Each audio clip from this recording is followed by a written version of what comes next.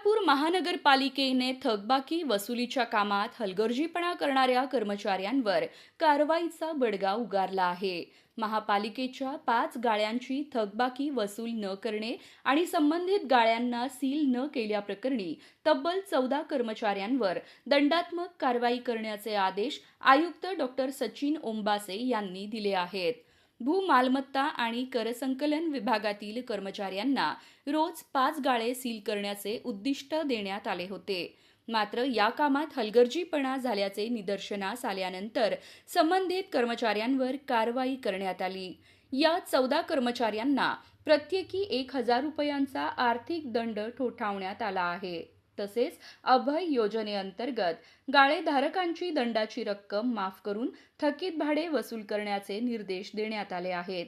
गाळेधारकांनी थकीत भाडे भरले नाही तर त्यांच्या गाळ्यांवर उतरत्या क्रमाने दररोज 5 गाळे सील करण्याचे स्पष्ट आदेश देण्यात आले आहेत.